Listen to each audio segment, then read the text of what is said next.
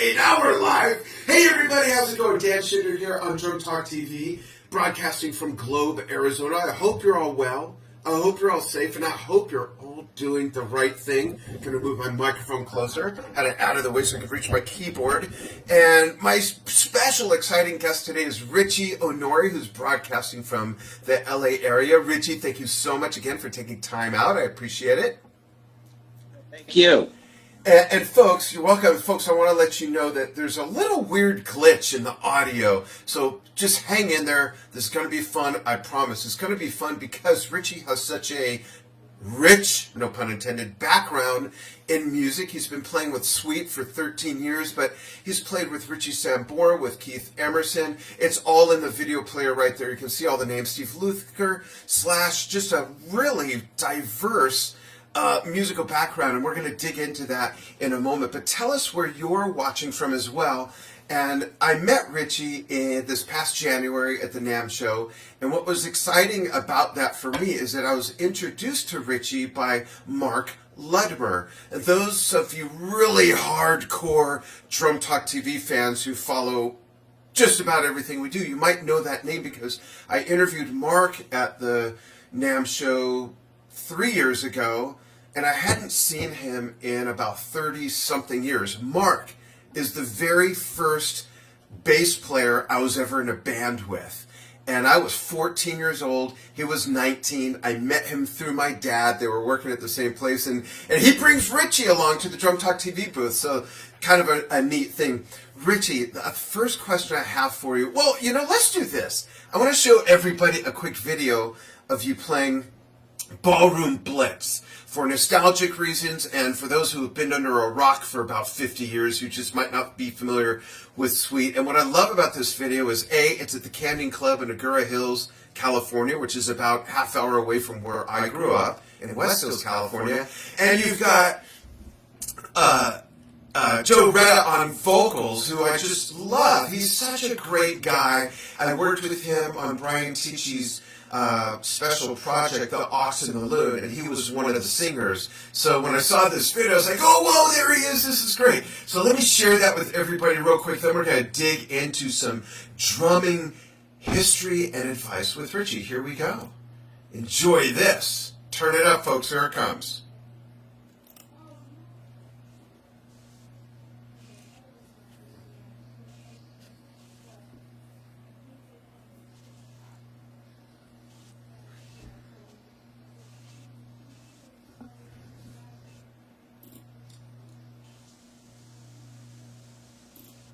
And of course the internet is sticking and refreshing. What is the deal? There we go.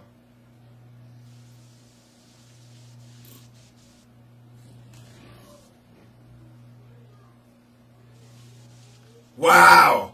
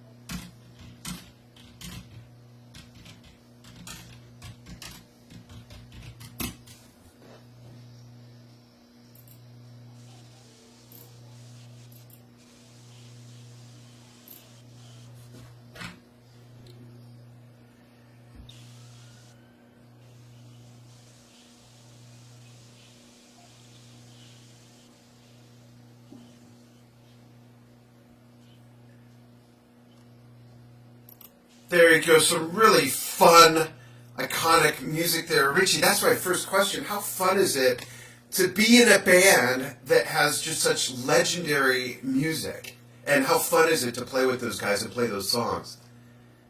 I never get bored. I just never get bored. It's Sweet material is a complete blow mind as far as really dig in to all the different records and some of these tracks.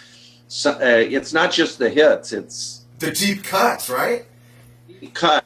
I mean, there's some songs that Mick Tucker was just frickin' an amazing drummer, and he was into Buddy Rich and Gene Krupa too. Yeah. And like I grew up, and that's where I really was into that style. So I wasn't that hip to actually Sweet that much. I knew the hit. It's like a lot of people. But then when I got into it, it was like, holy, this is like, because I was a big Ian Pace fan, and so was Mick too as well. And it was all about frickin' chops and playing. Yeah. Rudiments. Just a blast, yeah.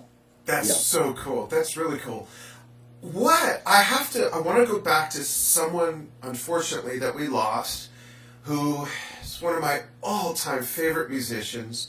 I had the pleasure of meeting Keith Emerson when I interviewed Carl Palmer, actually, at an art gallery opening, a premiere of his artwork, and I was able to spend some time with Keith, which was really cool. What was it like working with Keith, and what was when I interview someone like you that's worked with so many different kinds of people, I'm going to ask this about a few people you've worked with. With Keith, what was the biggest takeaway you took as a musician spending time with Keith Emerson and working with him? Well, I think the biggest takeaway is what a nice person and what an incredible, I looked at it, he was almost like the Bach of our, with Moogs, and the first record that I really got as a kid was that first Emerson, Lake and Palmer 1, and I thought that was amazing. And then seeing Brain Salad Surgery show, and that next thing you know, I was in the band Heaven and Earth with Joe Retta. I did a lot of records with Sambora, and we met Keith at House of Blues in Hollywood, and next thing you know, we put a band together called Aliens of Extraordinary Ability. Yeah. And he brings his, or it's said, I'm in the Hollywood Hills at the time. He brings all this stuff into my, I had a garage converted, and next thing you know, we're looking across at Keith Emerson going, holy cow, I'm playing with Keith Emerson at the time. And so that's how I got involved. And, I came from a progressive band with Chuck Wright was on bass, and Pat Reagan produces a lot of the produced Kiss and all the Blackmore records and all that. He was our keyboard player, so I was built on playing a lot of the progressive stuff. So when I met Keith, but I think the biggest takeaway is what a really nice guy, secure guy. Yeah. Just a bro. Yeah. Yeah, I felt, like I wasn't even sure it was one of those situations. He was lifetime musical influence on me, and I wasn't even sure if I should go up to him and bother him, but I kept an eye on him, and then I saw he was like just standing there alone, so I moved in for the kill while I was waiting for Carl, and I just told him, I said, hi, my name's Dan, I'm here to interview Carl, and I just thanked him for all the years of music, and he shook my hand and spent some time with me, and then I have this photo, I should have loaded it to fly in, but I have this photo of us where in this art gallery there was a bookcase, and I went over to the bookcase, and I was just looking at the spines of the books, and then I saw out of the corner of my eye, he came up next to me and was looking at the at the books, and he pulled out Niels Lauwauser's book. I can't think of the name of it right now, but it had the F word on it in the title. Gosh, I can't believe I can't think of the name. So he says, hey, look at this, Dan. And he held the book up and gave me the finger. I said, wait, will you do a picture with me? And have a picture of him holding it up and us both giving the finger. It's just classic. He was just so down to earth and genuine. I'm sorry, what's that? He was a funny guy. He was funny. He had a very good British sense of humor. I love working with the Brits because of that, Yeah. It's just, it's so hard that, the physical stuff he went through drove him to the point that it drove him to. It's hard to put one's own mind in that place, but we're all different, So what an amazing experience that must have been. That's one of the stories going around, but there's other reasons why what happened, and so yeah. I'm aware of those too. Yeah, big loss. I'm glad that you got to have that experience. That's really cool. And you played in a band that was around L.A. and the Sunset Strip around the time I was really active there, which was Satyr. That's right. Yeah, SATYR. Yeah, let's talk about that a little bit. Well, we formed in 1975. Mm-hmm. Like I said, Chuck Wright and Choir Wright later on, and Jeffrey and all those kinds of bands. And he was on bass. Yeah. He does the Ultimate Jam now, which a lot of people are familiar with that they do on the Sunset Strip. And Pat Reagan, that I mentioned, and a guy named Bob Steffen. And really the guitarists that were, when we played places here in LA, it was like you'd see Eddie Van Halen on one side and Bob Steffen. Yeah. So Bob was with Kevin DuBrow. Mm-hmm. So he was a combination of Richie Blackmore meets Brian May. He was a monster guitarist. And then we had this most incredible singer. We went through different singers. But the first incarnation that started in 778, and this band was tremendous. We're the first one to use lasers. We were highly progressive. It sounded like Led Zeppelin meets Yes meets Gentle Giant meets, it was a combination. And we would outdraw. I mean, we had thousands of fans. Yeah. Follow us. We ended up played with Alice Cooper up in Canada, and we did a show with Aerosmith in LA. It was like we were kind of ahead of our time. We were super tight. 6 days. We'd rehearse 6 days. When you're that young, you just play, and that's what we did, almost like Leonard Skinner's story, and most bands did that. Extremely tight and so into it and very art. We didn't have like hits at that time. Right. Kind of like it was like a Rush kind of thing. It could have really evolved into something amazing, and it was great to grow up in that. That's so cool. Yeah, I was around there back then and saw you guys a couple times and always saw your posters and flyers when we were putting ours up. Yeah, this was like 78, 79, and then I stayed on that scene till about 84 and a half. Yeah, something like that. And as you know, around that time is when music in America was really changing. You had hair metal, spandex stuff coming up. You had new wave and punk coming up. So you either had hairsprayed hair like this, or you had a skinny tie. Yeah. and I was in a progressive band by then that wanted nothing to do with either of those things. And we were all about our musical integrity, and we didn't want to play anything that you could possibly dance to without hurting yourselves. And progressive rock was going away in America as far as airplay, and we were out there still trying to bang that stuff out at the Troubadour and Madame Wong's and the Roxy and all of that. And we ended up just kind of getting edged out of the scene because that's not what was happening, and we totally missed the boat. I even auditioned for the band Snow with Carlos, who ended up taking Randy Rhoads' place in Quiet Riot, and I ended up not wanting to do it because it was just not the music I was into. What an idiot, So it wasn't till later that I had a much greater and wider appreciation for different styles of music, and that's why talking to someone like you is always fun for me, because you mentioned my favorite bands with a blend of what you were doing: Led Zeppelin, Gentle Giant, Yes, all those things, and the different people that you've played with: Paul Rodgers, Ronnie James Dio, Steve Lukather, Slash. I mean, what a menu of different things for one to pull from their musical toolbox if they have those tools. So that leads me to my next question. As a musician and a drummer, because I know you're a multi-instrumentalist, you play guitar, you got a couple solo albums out there. What have you always been that open to different styles of music, Richie, so that as you acquired these different tools in your toolbox, you'd be able to switch from Slash to Paul Rodgers to all these different things?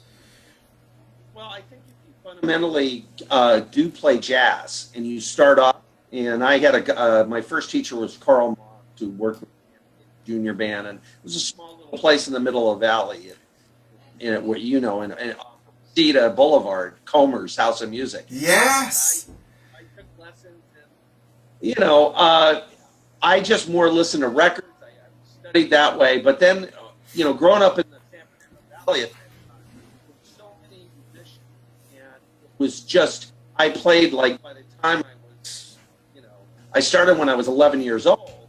It was amazing because I started playing with so many different people, and I got into jazz, and I played with Rick Zinder, who was Wonders guitarist, the live record, and Freddie Hubbard. So I was really into the jazz bag, Miles Davis, and that whole thing. But then I realized that I didn't have a lot of Latin chops, and so I got into that band.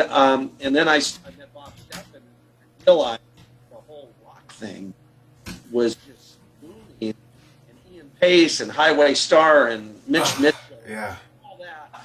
I just, I took those jazz chops and just like Jethro Tull, the first record, and stand-up record with Barlow. I mean, just amazing drumming. So I just gravitated. But when you have those roots in jazz, instead of just playing straight ahead, when you can just play, then you can do anything. Yeah. And so, it just was naturally developed. I could pretty much play any style, Yeah, that's awesome. Another one that falls into that category when you mentioned that era and those studies and that music is Bill Bruford. And as Bill Bruford says, he thought he was joining a jazz band with like Fifth Dimension vocals when he joined Yes. And you can hear his jazz playing on everything he does, but certainly those first two Yes albums for sure. Yeah, I saw that at the Roxy, one of a kind. That was like, wow. I was a big Bruford fan. I couldn't figure it out. Being a jazz drummer, I was like, what? Yes. What do you think about this? Of all the music you've ever listened to and seen, for me, Bill Bruford is the most unique drummer in popular music, even though a lot of it's not popular. But if we encompass progressive rock and all of that, and I think he's the most unique sounding drummer, with not just what he did with Yes, but moving forward all the years with King Crimson, with his own Earthworks projects. There's no one, you can hear a drummer and go, okay, I think I know who his influence is or her influence, but when you hear, there's no one where, oh yeah, he sounds like Bruford. No one sounds like him, right? Well, he's so, his placement of beats, where he puts it in his polyrhythms, and then he's just able to play less is more. And he just plays. To see in King Crimson and Long, I remember wherever that was, I was like, oh my God. It came off. It's the same uniqueness, and that's what I love about unique players in art and soul. It's great to be inspired by everybody, but you develop your own style. But just like Keith Emerson, there's, Jimi Hendrix. These are guys that took and morphed their own, Right. And just, gosh, give music such an identity with their own identity. There'll never be another Keith. There'll never be another Hendrix. And that's okay, I've heard people make this argument.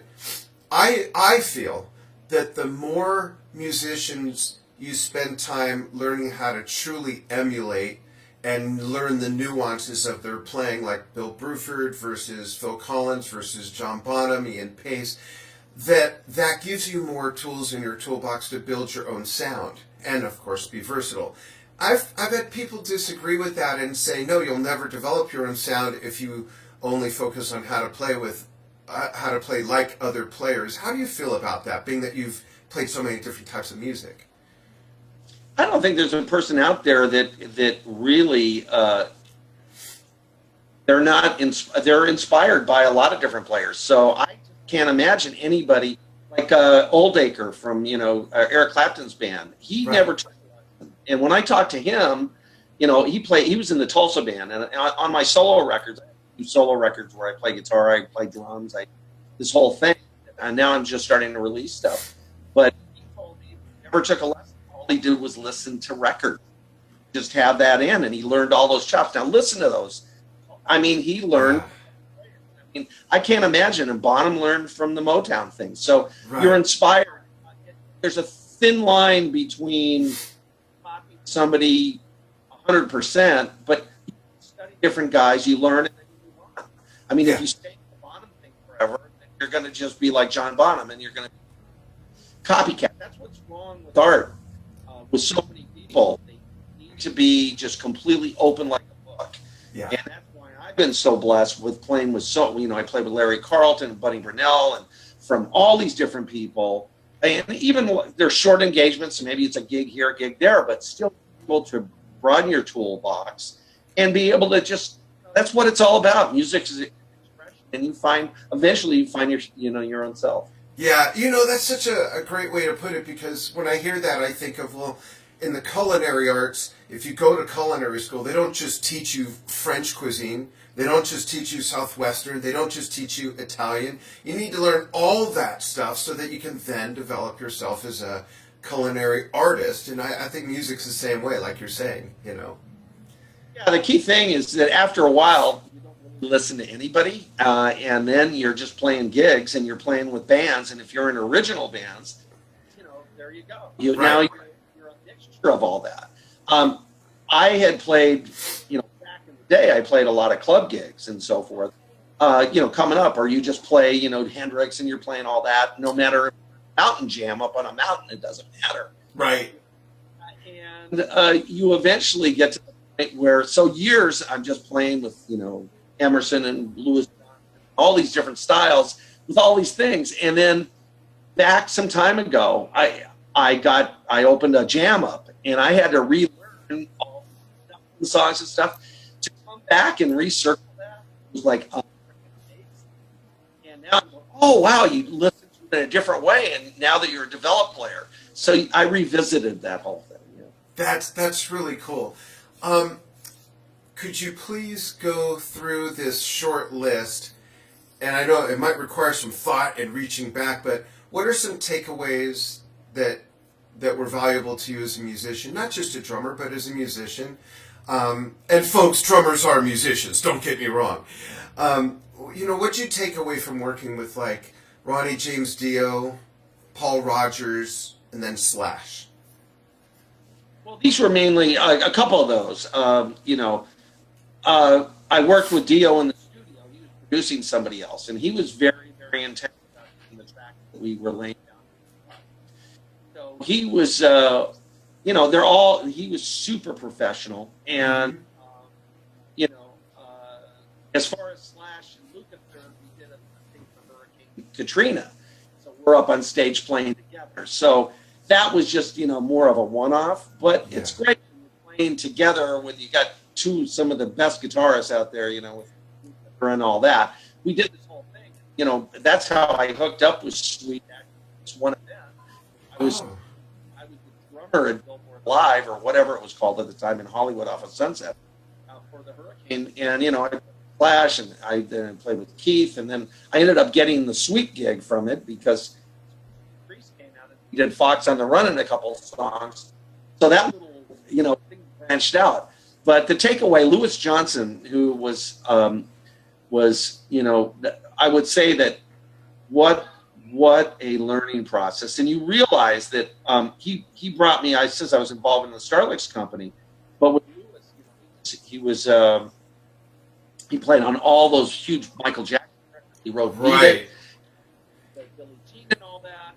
And so I worked with Louis for 8 years. But you realize the bass player and the responsibility of the bass player's groove to keep that pocket and play perfect time with somebody that you're not a drummer. You're not just the drummer. You're interacting with the band, and it's how it comes together. And you play with a lot of bands, and people are going, "Oh, well, the drummer got it." A lot of times, we can't always be in the hot seat. It's the other guys, how they hold that pocket down. So Louis taught me a lot that I already knew. Louis was a big takeaway of how that is. Yeah, that is cool. And here's something, folks, that I didn't know about Richie that is a whole rabbit hole of questions, but we'll temper it because we can always do this again and go deeper. This isn't a one-time experience to have Richie on, but Richie worked with Jeff Beccaro and doing video work. Talk about that experience and what it was like working with Jeff, and tell them about those projects. Well, I took lessons from Joe Beccaro, just a few actually. He was really pretty strict. I was in the rock and roll days by that time. I already had jazz lessons earlier, and Joe was great. But I met Jeff at Joe's house. in Sherman Oaks at the time. Mm-hmm. And so all of a sudden, next thing I know, I'm involved with the Starlix instructional video company, and they want me to come and do the drum ones, and that's how I met Louis Johnson. Suddenly I was back in Louis Johnson. I did the master bass class. Oh. I'll get back to it. Yeah. I played with Larry Graham, Louis Johnson, of course, because that was the main guy that putting this together, Nathan East. All these guys, it was a 2-day shoot, and all these bass players. So if you want to talk to somebody, I'm probably the only person on the planet that played with 2 days consistent with feeling all these great pockets from Verdine. Everybody in this match. Yeah, it's a fascinating thing. I played with Tony over the years, but to understand that everybody has their style and the drummer, how they interact, it was a fascinating thing being involved in that video. But I got involved in the video. And so when it was time to do the drum video, they asked about Jeff Picaro. They're going to do Jeff Picaro. So Joe heard about it. He knew me. And so I became musical director for the Picaro video. Wow. And so Jeff came over to my house. I was living in Van Nuys. And, we started working out the whole program. And I'd go to his house in Hidden Hills. And we became really good friends through this process. We kind of knew each other vaguely before. And, God, what an experience. And then to do that day at Schnee Studio where he recorded a lot of those Steely Dan records and all that. And to go there, and he's got his Tama kit set up. And, to go back there, and he's putting different pedals on. Well, I like this one, and he's got these shoes with little heels on it because he likes the bass fit into it, and the interaction, seeing him, how Jeff did that, and I think one of the funniest things. And then you had all the Mike Picaro, and if you look at that video, what we were doing, and Jeff was just the sweetest, nicest guy that you ever meet, and so we start laying it down, the video and all that. Jeff is like, this is a good story. I'll give you the story on the shoot, okay? So he's drumming away, right? And we're doing different takes with the band. And there's that one thing it's kind of, I forget, like Samba beat? It's more than samba. I forget what he calls it, that his dad obviously taught. Yeah. Joe Picaro would say, he says, oh, Jeff's a great drummer, because he did, Joe's like so trained. So, but he treated Jeff as like kind of like me. We're like more like listener guys, even though we take this, and all that stuff, that's just kind of where we came from, where you got, I did John Robinson's video too, okay? JR, I interviewed him on that one. And, John is this incredible reader. And I mean, that's why he got all the studio work. Yeah. Everything, including Lewis, and they did all those records together. It was right. There, Michael. But Jeff is this guy that just is this field cat, and can read and can get around. He goes in the studio. But we took that take, and what he's always known for is he'd play a track in the studio if he was behind whatever. He knew he had the track, and he'd throw the sticks down and get. I'm the musical director behind the scene, and Joe's back there, and playing, and it was really good. But they played it, threw the sticks down, we took a cut. I go, Jeff, no. He looks at me. I go, no, we got to do it again. Oh. I said, you got a better one, man. You got a better one. That's hilarious. You had to listen to me. Wow. And I've seen the video you did with Larry Graham, actually, and you met my wife, Enja, at the NAMM show. Larry's actually her cousin. Oh, wow. Yeah.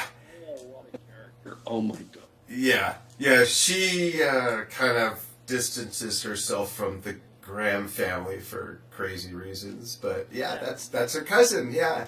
But I've heard he's a wonderful guy. I know someone that worked for us for about 4 years who actually lives near him up north and calls him Uncle Larry, and yeah. But what a phenomenal bass player. And it's funny, I was just the other night, I just got a hair to play at like 1 in the morning. So I went into my studio and I put on some live Sly and the Family Stone from like 1972 or something like that. And there's Larry just pumping away. You know, it's such fun music. When I did that video with all those bass players, as far as pocket, and since I'm probably the only drummer that did back-to-back playing with all players, yeah, it was Louis and Larry that had in my opinion, play with, and had this pocket that was like unfreaking believable. Right. I could try to rush. You'd go because their feel is just like, oh, yeah, amazing. The most solid foundation a bass player can have, which is the best thing for a drummer, of course. Exactly. Yeah, that's awesome. Richie, we will definitely do this again, but before we go, what do you have coming up that people can tap into, and where can they follow you, etc., etc.? Well, you can always look in the Sweet Band Live or sweetband.com. Sweet Band. I'll put that in the comments. Yeah. Sweetband.com. And there's another suite overseas. That was Andy Scott's version. But we're in North America. We play all over the world. But the sweetband.com, you can go to the bluesmessenger.com, which is I'm kind of like an activist about what's happening in the world. As a solo artist, I'm a guitarist. I play like a Hendrix kind of Stevie. I create all my own music. I compose. I just got a publishing deal. Nice. I've got about 50 songs so far. Wow. I have used properly, and I'm also right now we're in the middle of a Sweet record. We're starting to cut new songs. Wow. There's a guy named Pauly Z who was in ZO2 on vocals, and 3 of the songs that we cut so far, they're my compositions, and we're pretty excited about it. That is great. It's really the band with Mitch Perry, who Mitch Perry is one of the, he's just a phenomenal guitarist, and that's what we're doing. And so you can stay current with the sweetband.com. That's the place to find us. Great. Just look under Richie Onori. I'm up to, Yeah.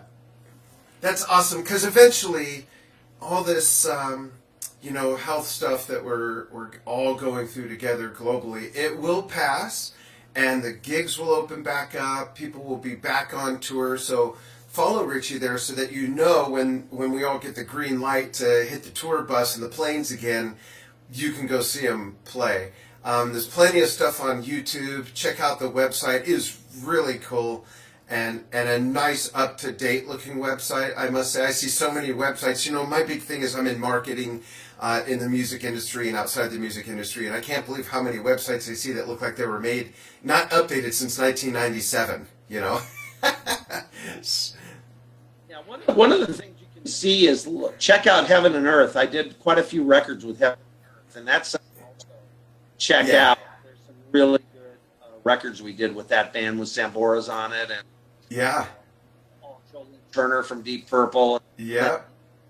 Carmine's on a couple records. I was with John Roth, and Carmen and I did a double drum thing. And nice.